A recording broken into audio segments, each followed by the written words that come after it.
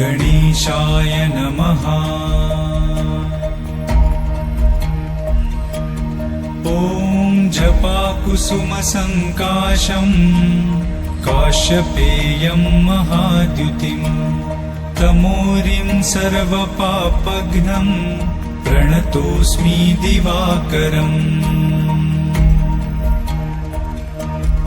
ॐ दधिशङ्खतुषाराभम् क्षीरोदार्णवसम्भवम् नमामि शशिनं सोमं शम्भोर्मुकुटभूषणम्।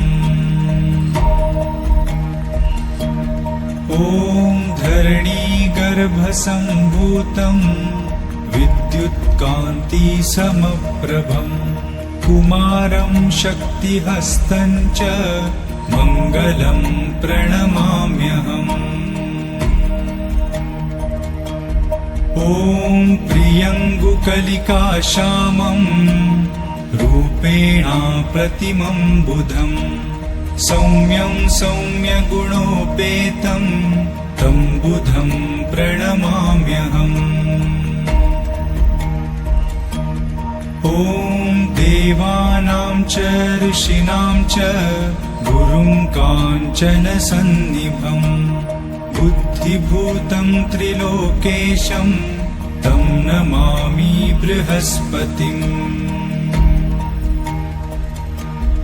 ॐ हिमकुन्दमृणालाभं दैत्यानां परमं गुरुं सर्वशास्त्रप्रवक्तारं भार्गवं प्रणमाम्यहम्। ॐ नीलाञ्जनसमाभासं रविपुत्रं यमाग्रजम् छायामार्तण्डसम्भूतं तं नमामि शनैश्चरम्। ॐ अर्धकायं महावीर्यं चन्द्रादित्यविमर्दनं सिंहिकागर्भसम्भूतं तं राहुं प्रणमाम्यहम्। ॐ पलाशपुष्पसङ्काशं तारकाग्रहमस्तकम् रौद्रं रौद्रात्मकं घोरं तं केतुं प्रणमाम्यहम्।